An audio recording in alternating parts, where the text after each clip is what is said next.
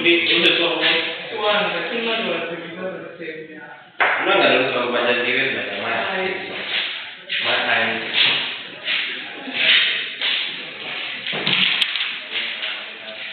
Halo. Dulu. Mana dia?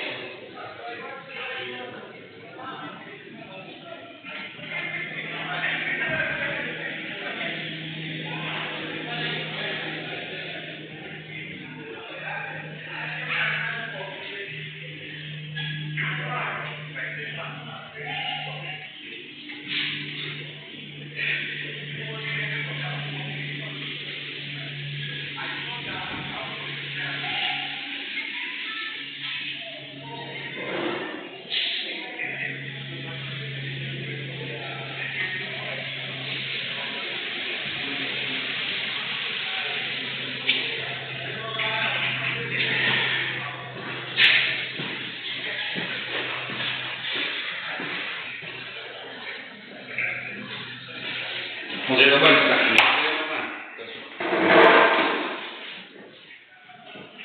Kwani ni upira? Kwani ni upira? Lakini dari saya nanti jadi hey.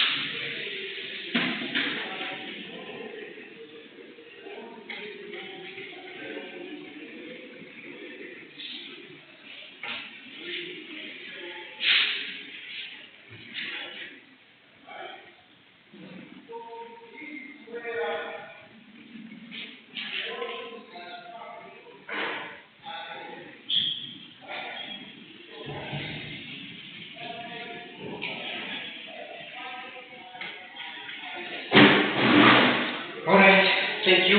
That's it. Today we are for the tax assessment. Not so? Yes, one hour. More than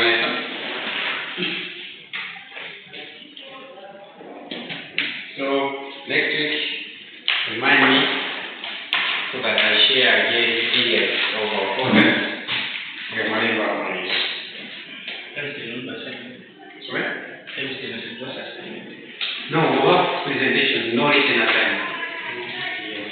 I think we'll have one since it's COVID, but much of our work has also been done on class presentation.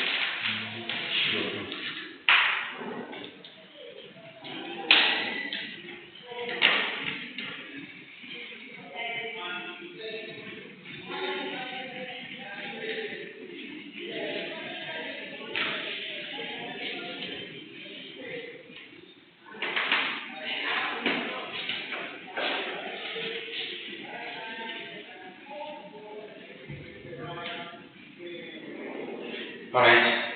Cash flow statement. What's cash flow statement all about?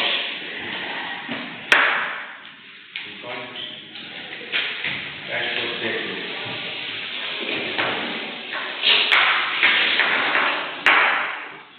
All right. So let's like it, and then how we come to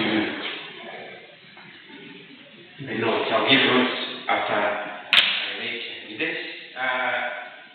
Do we have something on that? Yes. We wrote something. Then we are supposed to be going to.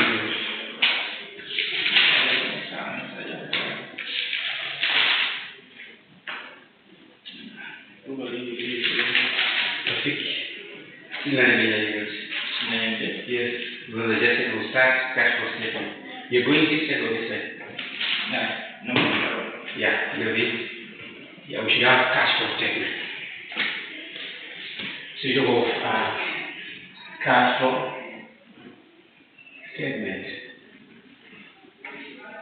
So when you go cash flow statement, we focus much on the movement of cash in and out. That's why let me understand first, then later on we'll know. So we talk of the movement of cash in and out of the business. And by looking at the cash movement in and out of the business, we try to understand activities that actually they bring in and take out money from the business. A great example would be even here. If you this university or this institution is a business institution where they are providing the service but looking forward to make money. So we should also be able to know by doing so how does the investing bring money into their account and also take money out of their account. So we have a situation like this where we see money coming in and money going out. If you look at this institution, what are the things that bring in money? School fees. Anything else? Do they also have other means apart from school fees? I guess there is none, right? Where the money goes, once they have received, when do we see the institution losing the money or paying the money out? Any? Yes, you what? You have any when the institution gives money out? Obviously, service. We are paid, right?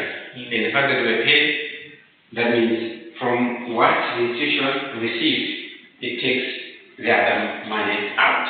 So we try to understand the movement of cash by looking at almost three activities that do bring money in and take money out. And we use these activities so that we understand how probably the layout of the of the cash flow statement has to be.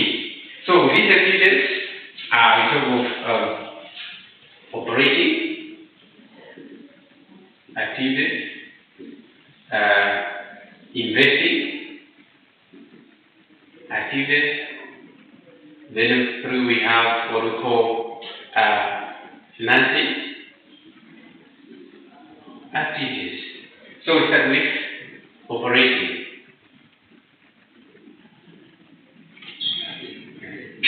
What are operating activities? Have you heard of this before? What are operating activities?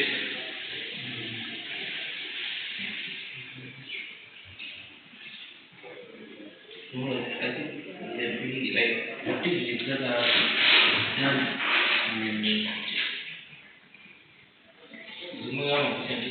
organization.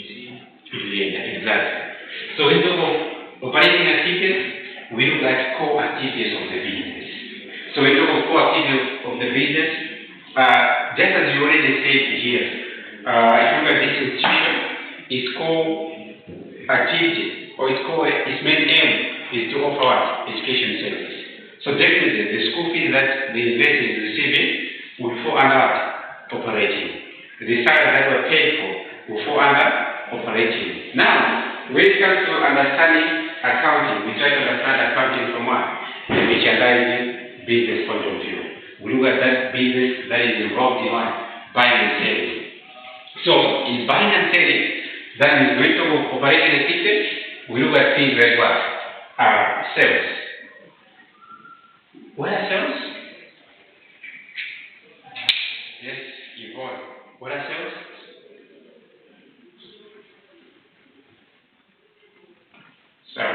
Sales. What are they?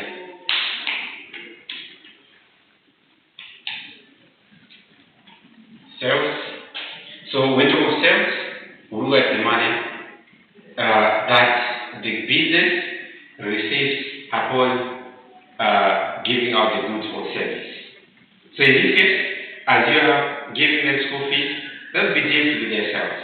Let's say you go to a shop or whatever, the money that they collect after they give the good to their customers, those are what? Sales. So if you talk of sales do bring money into the company or into the business. What else?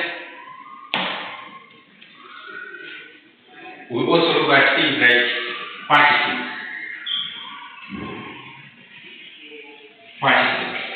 So when you talk of purchases,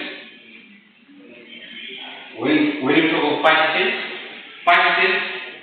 takes money out. Purchases, you have to business, you order.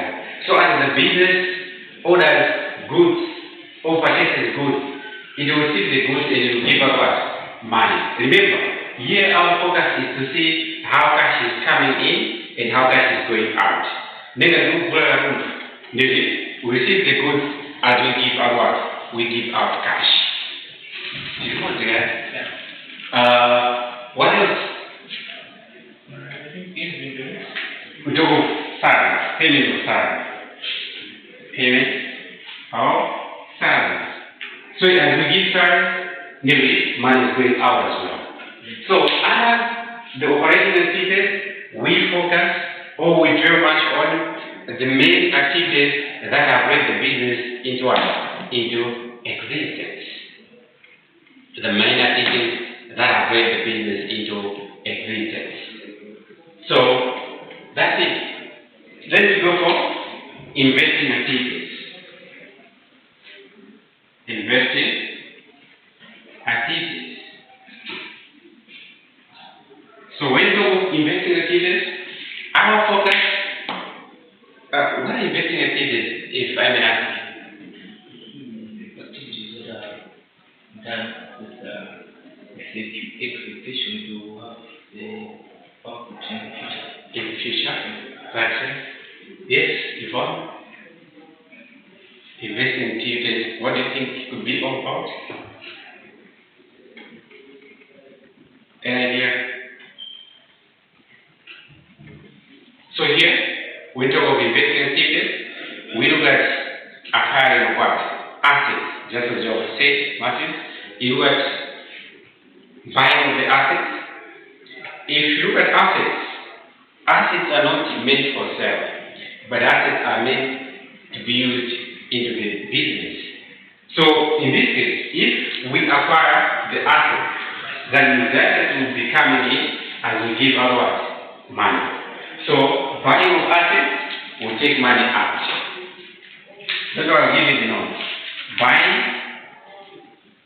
of assets take money out. But assets, once they have been used, or probably they're lying idle, the company can let the assets go. Then the company will always let the assets go through what? Disposition or disposal of what? Assets. Disposal of assets. So assets be disposed of through sale. Then the assets will be disposed with the company's land. And the case would be, you look at probably its book value and the price at which the asset has actually been what? Disposed of. And you look at the two, just a moment.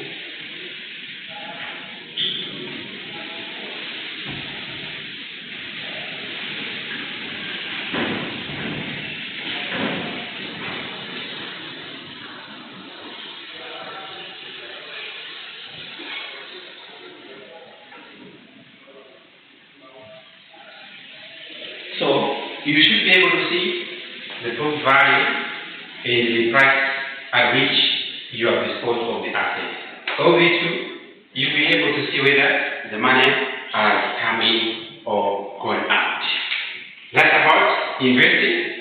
And when we talk of financing, under financing, we are focusing much on the financing of the company.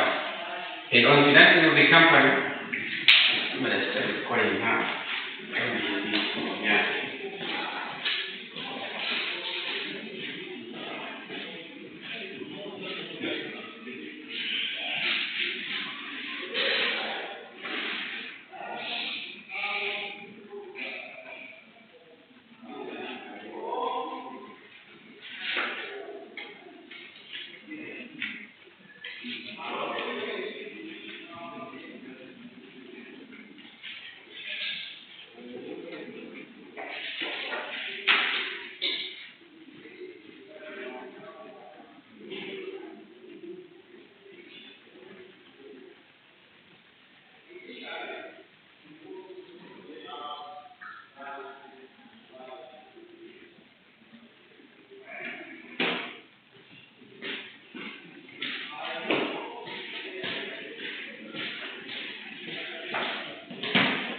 So, look, financing institutions, our focus is on financing of the company. If I may ask you, how is the company financed? It depends. Let's tell me. What? Owners giving money, capital. Also, debt, right? More money. So here, you look at things like say, borrowing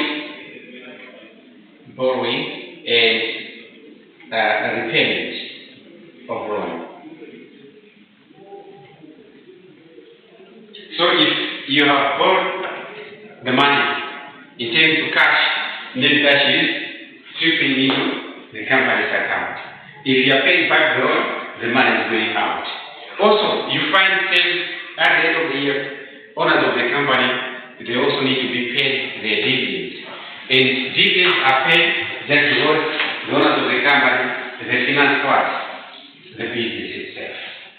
So, having such an understanding, we'll be able to know as what exactly is contained in the what? In the cash flow statement.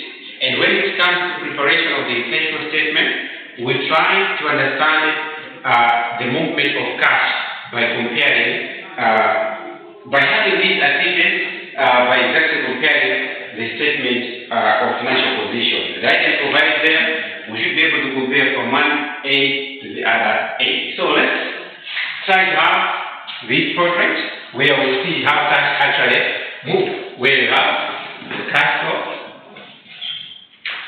you have in, you have out. So, what we actually be doing would be, as we said, we will have a balance sheet, probably a balance sheet of 2 successive years, where we have, let's say, for any sake, we can have 20, 21. So in this case, we'll be able to see what has been reported. A good example, if we are to look at operating activities, we may look at the current assets, right? See how current assets have been adjusted over the 2-year period. A good example, we'll be looking to see how the assets, though the current assets, increased or decreased. So through such kind of changes, we'll be able to tell ourselves as whether cash came in or cash went out. A good example, let's look at inventory. You look at increase in inventory. Increase in inventory. Inventory, we talk of stock that is made for sale, right? So if, for instance, so we have inventory 2020, it was probably 2,000. 2021, it was 2,500. Then the inventory have gone up or have increased by what? 500. So if inventory has increased, what it means is, how it is that stock, right? So there's certainly, the moment we have added the stock newly that we are the fact that we are sold, the demand was went up. There's nothing right, then we have what? Purchase there. So inventory of stock increase, the cash is going out. If you have decrease in inventory, a good example, we have 2,000 here, we talk of decrease, right? Yeah. Here we have 500. Now that means much of the stock has gone out. So the assumption is stock goes out to what? Sales. Have weak. So decrease in inventory brings in money. Increase takes money out. We may also have current assets like what? We can have data. So let's say if data have increased, what does that mean? No. We are given goods on credit. The demand has gone out. If data has decreased, the demand so we do that kind of stuff. So from the income, from the balance sheet, by going under the current assets as well as current liabilities, we are likely to tell from the operating activities assets, as to say, goods have been sold or have been purchased. In referring to that, we'll be able to say whether cash has come in or cash has gone out. Based on the variation, we talk of current liabilities. A good example would be creditors, right? So if creditors have increased, that means we are holding goods or money from over, right? Cash as well has gone up. If it has decreased, the cash has gone up, because the assumption is we have paid them. Did you want to say that? Alright. We also look at from the balance sheet itself. We can also look at what? Assets. And by looking at assets, we'll be able to tell ourselves the changes that have happened within the assets by comparing. We'll be able to tell ourselves the changes that have happened in the assets. A good example, let's take from the assets by comparing 2020 and 2021, we see that the asset value have increased. If the asset value have increased, the assumption will be what? That we have mass data. Negative mass data. What has happened to cash? Cash has gone out. Let's take assets have decreased. Some assets have been written off. Some assets have been disposed of. We dispose the assets through what? Through sale. So if assets have been disposed of, that means we have received cash. Through disposition of the assets, we are able to see cash coming in. And we talk of financing. Under financing, we talk of what we have is we talk of borrowing, that means cash has come in, paying back of the borrowed money, cash has gone out. And also look at a situation where we see owners of the company being paid of their dividends. Those dividends paid to the shareholders. So if dividends are paid to the shareholders, that means in other words, money has gone out. I don't know if we are together. Did you need it? Alright. Now, so what we'll be looking at is, you should be able to know, to say, under operating, what has been the net cash movement. Under investing, what has been the cash movement. Likewise, under the financing, what has been the cash movement. So, summation of these will tell us the net change of cash flow within the company. So definitely we'll be able to say what was the opening cash, and the opening cash adding this cash movement that we have seen through these operations that I've just explained to you. We'll be able to know exactly how much cash the company is having. And it is a very simple cash that we see under the cash flow statement that is reported in the balance sheet. So the balance that we get here should be equivalent to the money or to the amount of money that we are able to see in the cash, in the balance sheet. So let's have this as our note. Unless we have questions from what I just told you. Yvonne, do you have questions? No questions. So if you don't have questions, let's try to have notes.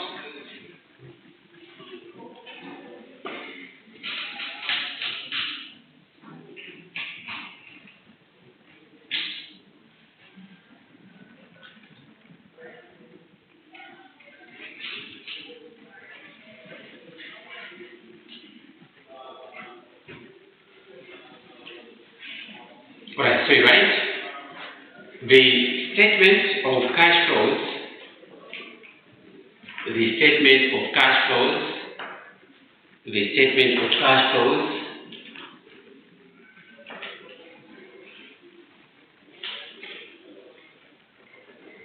is a financial statement, primarily is a financial statement, primarily is a financial statement, primarily is a financial statement, primarily is a financial statement, primarily intended to provide information, primarily intended to provide financial information, primarily intended to provide financial information,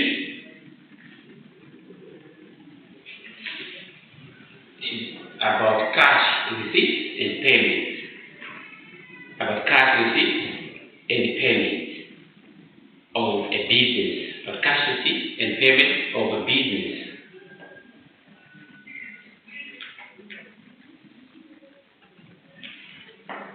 Of a business, is there during the period of time, covered by the income statement.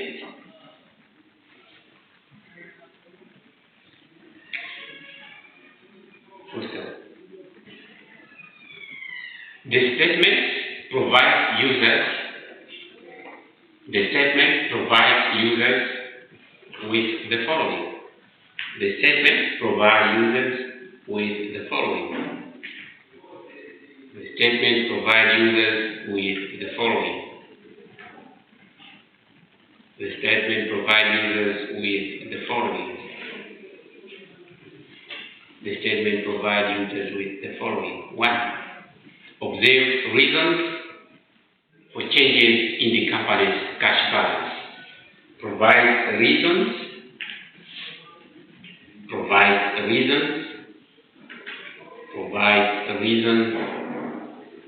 for changes in the company's cash balances. Provide reasons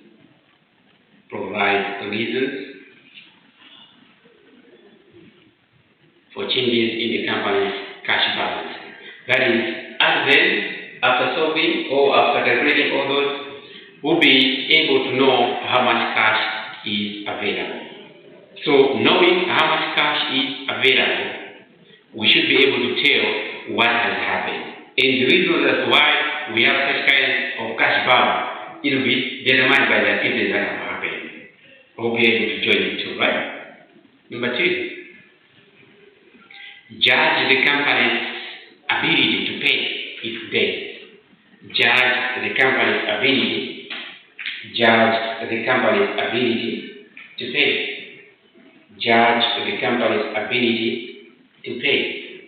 Judge the company's ability to pay. Judge the company's ability to pay. Judge the company's ability to pay debt and pay dividend to stakeholders. So definitely, we do the cash flow, we may have the positive cash flow or the negative cash flow. So in this case, you'll be able to know how much is remaining with you. And if you have positive cash flows, definitely there is an opportunity that you have the chance that you are likely to pay your debtors or anyone whom you are owing. But if you have the negative balance, definitely it's a sign that you may not be able to pay those whom you are owing. Yeah, there, right? Also, they say discover the reasons for differences. Discover the reasons for differences. Discover the reasons for differences. Discover the reasons for differences. Discover the reasons for differences between company's net income, cash payments, and cash receipts. So all those, they will tell you as how the cash has been moving, and you'll be able to tell why it's like that as you see. Then also they say asset companies need to borrow money. Asset companies need to borrow money. So the question would be, is it necessary to borrow or not? So depending on the reasons that you have to defend or to back up the reasons why you have such money as you are having, you'll be able to tell whether you need to borrow money or not. Then let's head our next topic. You write classification of cash flows. Classification of cash flows. Classification of cash flows. And on classification of cash flows, we have the following. Number one, you look cash from operating activities. Number one, cash from operating activities. And on cash from operating activities, let's start the following. You write operating activities, operating activities, other activities. Operating activities are the activities that comprise. Operating activities are the activities that comprise or are the activities that comprise or are the activities that comprise or the primary or main activities. Comprise of the primary or main activities. Primary or main activities of an enterprise. Of an enterprise. Of an enterprise. During an accounting period. During an accounting period. During an accounting period. Full stop. For example, for a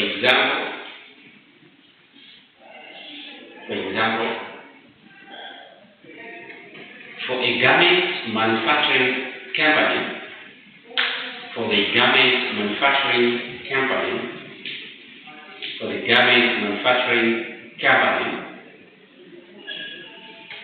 operating activities include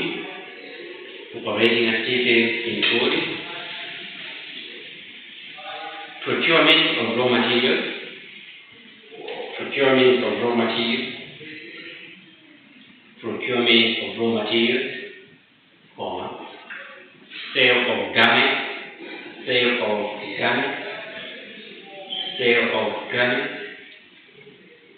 sale of garments,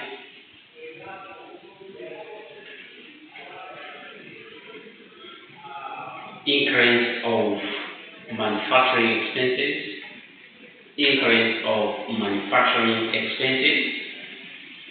etc.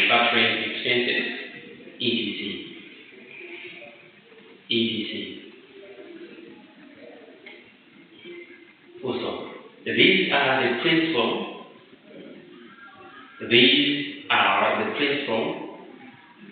revenue generating activities. These are the principal revenue generating activities. These are the principal of revenue generating activities. These are the principal revenue generating activities of the enterprise. You there, right? First of all, profit before tax. Profit before tax as presented in the income statement. Profit before tax as presented in the income statement. Profit before tax as presented in the income statement could be used as a starting point. Profit before tax as presented in the income statement could be used as a starting point to calculate the cash flow from operating activities. The cash flow from operating activities.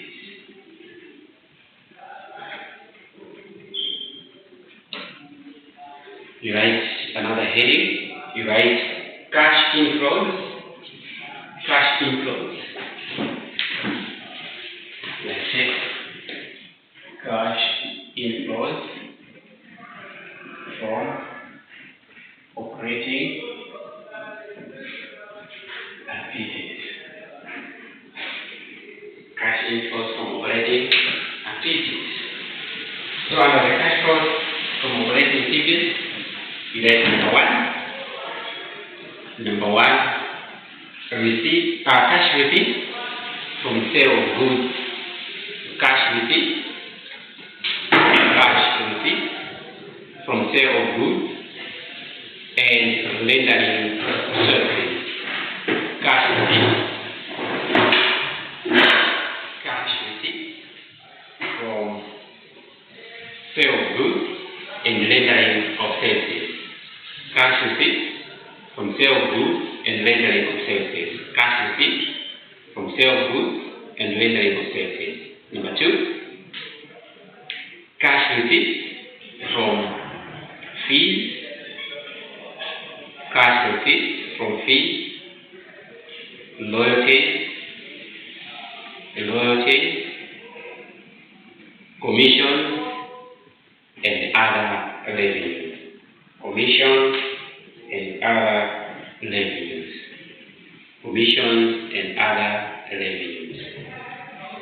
Commissions and other revenues. So I already talked about this, right?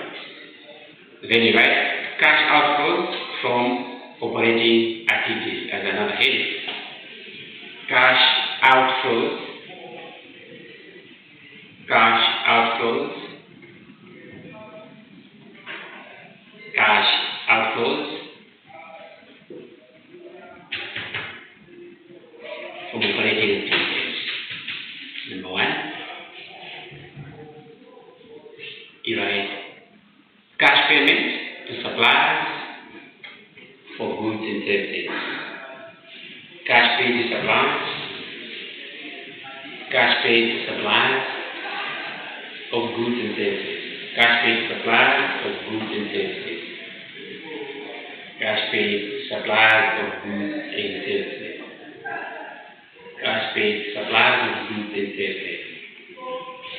When I talk again on that, you have the rules of providing you goods, you pay them. And that shows cash goes out. Then you have cash payment of income taxes. Cash payment of income taxes. Cash payment of income taxes. Unless they can be specifically identified. Unless they can be specifically identified. Unless they can be specifically identified. They can be specifically identified with financing and investing activities. Full stop there. Just keep it right and write this. The following adjustments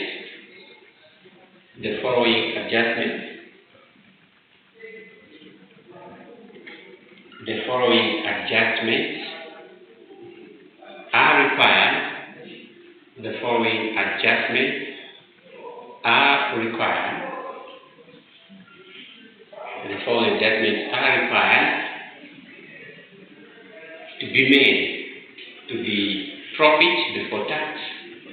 To be made to the profit before tax. To be made to profit before tax. To be made to the profit before tax. To arrive at the cash flow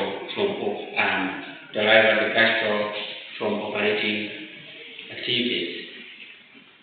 From operating activities or from operating operations. You there, right? Number one, elimination of non-cash expenses. Elimination of non-cash expenses. Elimination of non-cash expenses. Elimination of non-cash expenses, e.g. depreciation, amortization, impairment losses, bad debt written off, etc. Bad debt written off, etc.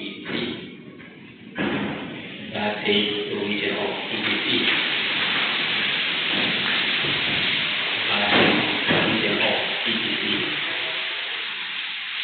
Number 2,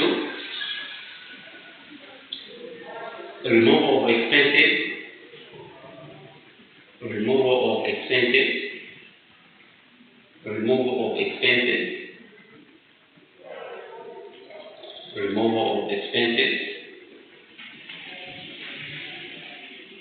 to be classified elsewhere. Removal of expenses to be classified elsewhere. Removal of expenses to be classified elsewhere in the cash flow statement. To be classified elsewhere in the cash flow statement. E.g. interest expenses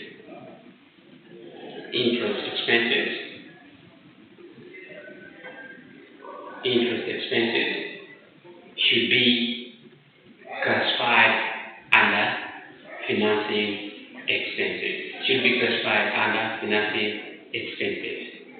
So about financial expenses. Well, on top of interest expenses, this is the financial cost. Because you are paying interest probably because you borrow money, right?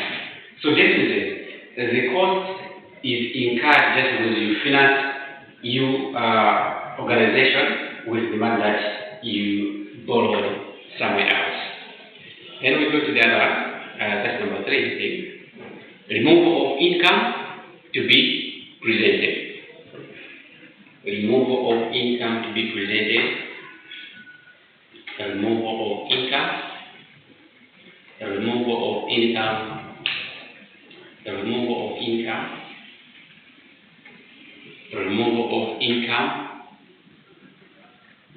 To be presented elsewhere. Removal of income to be presented elsewhere in the cash flow statement. Removal of the income to be put somewhere in the statement of cash flow. E.g., for example, we talk of dividend income and interest income. Dividend income and interest income. Dividend income and interest income should be classified under investing activities,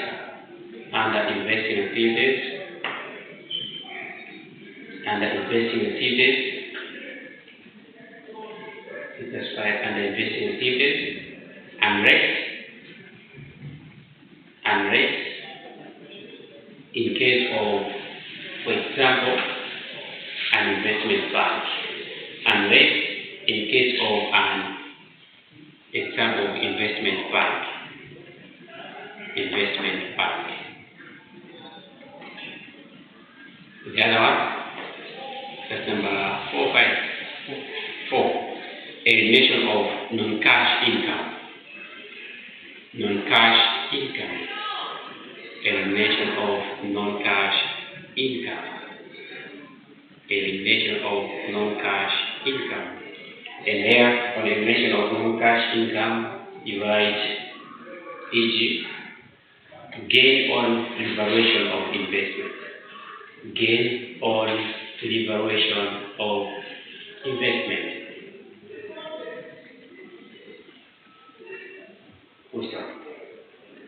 Just keep a line like this. Revaluation of investment. What it means is, a good example, Timakani ma assets or maybe we give them time that maybe by this time the asset will be out of value. But if I say what will happen is due to the economic factors and other things that might be happening, you can change the value of the asset that I've given. That's the evaluation. So you give